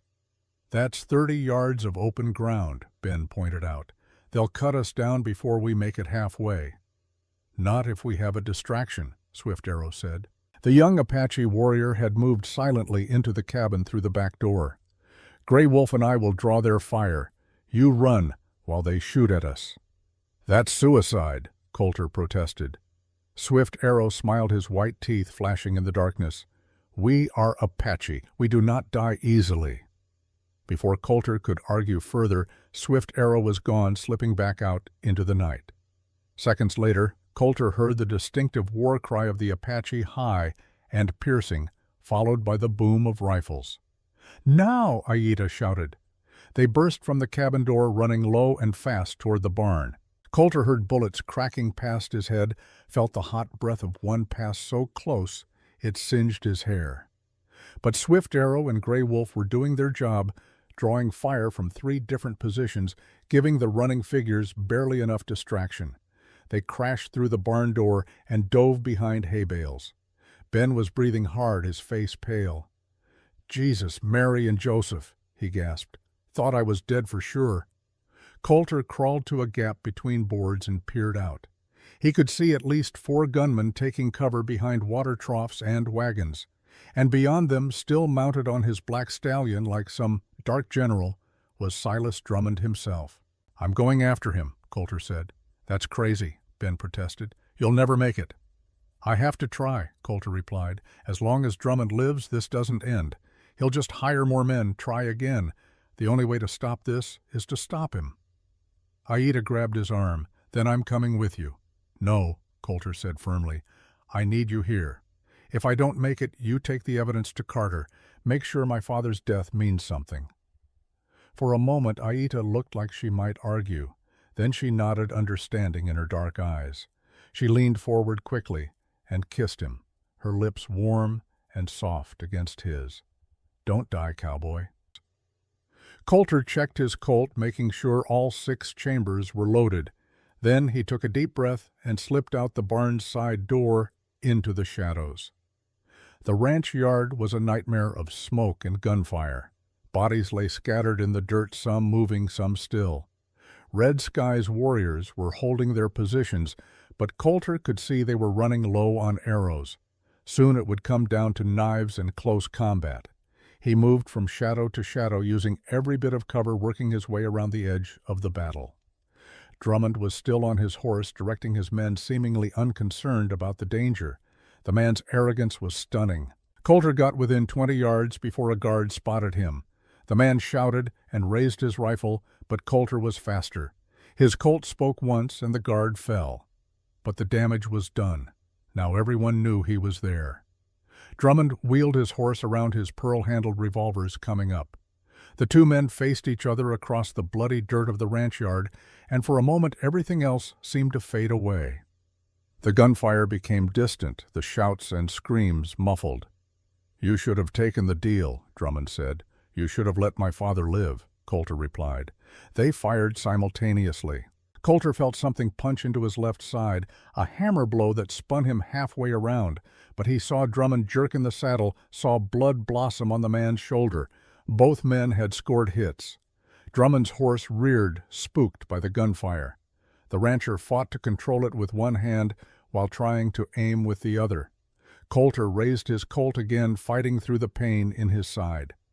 He had one chance, one shot to end this, but before he could fire, an arrow sprouted from Drummond's chest. The rancher looked down at it in shock, his revolvers falling from suddenly nerveless fingers. He swayed in the saddle, then toppled backward and fell heavily to the ground. Red Sky Walker stepped out of the shadows, his bow still raised. The old Apache elder walked slowly to where Drummond lay, gasping. "For my brother James Hayes," Red Sky said quietly, "for the oath he kept until death." Drummond tried to speak, but only blood came out. His eyes glazed over, and he was still. The ranch yard fell silent. Drummond's remaining men, seeing their leader dead, threw down their weapons and raised their hands. They wanted no part of a fight that was already lost. Coulter sank to his knees, his hand pressed to his side. Blood seeped between his fingers, warm and wet. The world swam around him, growing dark at the edges. Then Aida was there, kneeling beside him, her hands examining the wound with practiced efficiency. "It's not too bad," she said, though her voice shook. "Went through clean, missed anything vital. Hurts like hell, though," Coulter managed. "You'll live," Aida said. And then more softly, "You have to live." The next hours passed in a blur of pain and exhaustion. Mourning Dove and the other Apache women tended to the wounded. The dead were laid out with dignity, friend and foe alike. Ben and the Apache warriors tied up Drummond's surviving men and locked them in the barn under guard. Marshal Carter arrived with dawn, having ridden through the night, when one of Red Sky's runners reached him with news of the attack. He surveyed the carnage, his face grim. "Drummond?" he asked. "Dead," Coulter replied from where he sat, propped against the cabin wall, his torso wrapped in clean bandages. "Shot, resisting arrest, you might say." Carter looked at Red Sky Walker, at the Apache warriors, at the bodies scattered across the ranch yard. "This is going to require one hell of a report," he said finally. "But from what I can see, it was self-defense. Drummond and his men attacked you, defended your property." He looked directly at Coulter. "That's what my report will say. Anyone have a problem with that?" No one did. Carter's deputies took Drummond's surviving men into custody. They'd face charges for murder, attempted murder, arson, and a dozen other crimes. With their employer dead, most of them were eager to talk, hoping to save their own necks. The stories they told implicated Drummond in crimes stretching back years. 3 days later, Sarah Whitmore and Emily returned from the mountain camp. Sarah cried when she saw the damage to the ranch, the bullet holes, and burn marks. But she cried harder when Coulter told her it was over, that she and her daughter were safe now. "What will you do?" Coulter asked her. "The boarding house is yours, but—" "But I can't go back there," Sarah finished. "Too many memories, too much fear." She looked around at the ranch, at the wide open spaces. "Do you need help here? A cook, a housekeeper, someone to manage things while you're recovering." Coulter thought about it. The ranch was big for one man, even with Ben's help, and Sarah needed a fresh start, a place where she could feel safe. "The job is yours if you want it," he said. "Room and board fair wages, and Emily can go to the school in Pine Valley when it opens next month." Sarah smiled, the first genuine smile Coulter had seen from her. "Then we'll stay. This feels like home already." A week after the battle, life at Red Mesa Ranch began to find its new rhythm. Sarah Whitmore proved to be an excellent cook and manager. She brought warmth to the cabin that Coulter hadn't felt since his mother died. Emily flourished in the open spaces, her laughter echoing across the ranch as she helped feed the chickens and learned to ride a gentle mare named Blossom. "Mama, can we really stay here forever?" Emily asked one morning, her red-gold hair shining in the sun. "As long as Mr. Hayes will have us," Sarah replied, smiling. "Forever, then," Coulter said firmly. "This is your home now." Ben Carter, for his part, surprised everyone by announcing he'd been sweet on the widow who ran the general store in Pine Valley. "Martha's agreed to marry me," Ben said, grinning like a fool.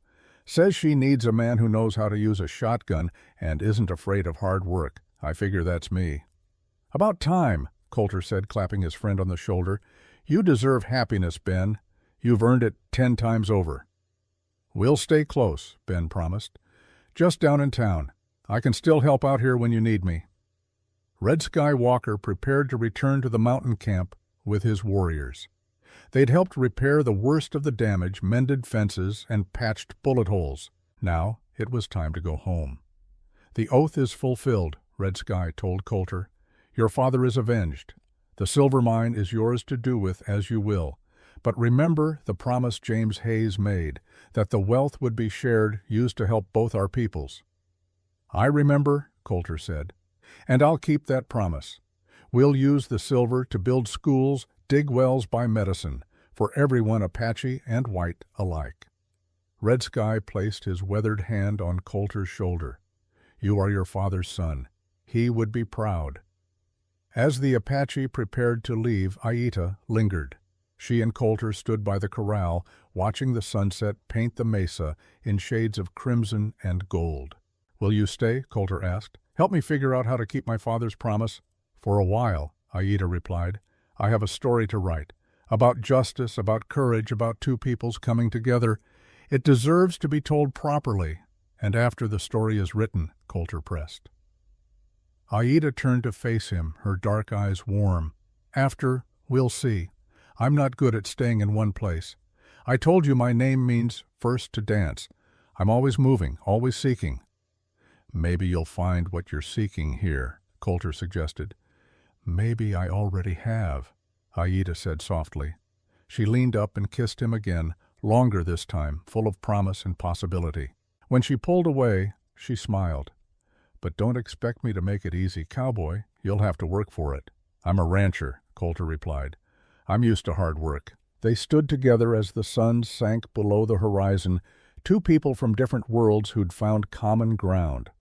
Around them the land stretched wide and wild and free, full of possibility. The silver mine beneath the mesa would make them wealthy, but it was the promises they kept, the oaths they honored, that would make them whole. Coulter thought of his father, of James Hayes, who died keeping his word to people he considered brothers. And he made a silent vow that he would do the same, not for money, not for power, but because it was right. Because some things mattered more than silver. Things like honor and justice, and the bonds between people who chose to stand together against the darkness. The stars came out cold and clear in the desert sky, the same stars that had watched over his father and his father's father before him. That courage matters, that promises should be kept, and that sometimes, in the hardest of times, the right choice is also the only choice. Coulter Hayes had learned that lesson well, and he would spend the rest of his life living it. The following month, Coulter and Aita stood at the entrance to the hidden cave beneath the mesa. The silver veins ran through the rock like frozen lightning, just as Red Sky had described. "We could be rich," Aita said quietly, "richer than Drummond ever was." Coulter was silent for a long moment, his hand resting on the ancient Apache pictographs carved into the stone. "My father made a promise," he said finally, "that this wealth would serve both peoples, so we'll do it carefully.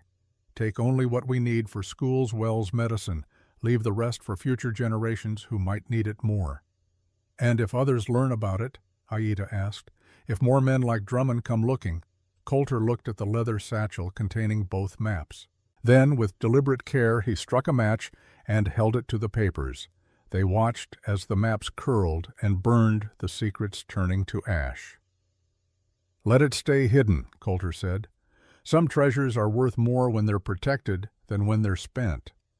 Aita smiled and took his hand. "Your father would be proud." They sealed the cave entrance with rocks, marking it with symbols only they and Red Sky's people would recognize. The silver would remain waiting for the day when it was truly needed, because some promises were meant to be kept for generations. The mesa called her name, and Aita Riverhawk answered, but she didn't answer alone. Together they would build something new, something that honored the past while looking toward the future. And that, in the end, was the best justice of all. The end.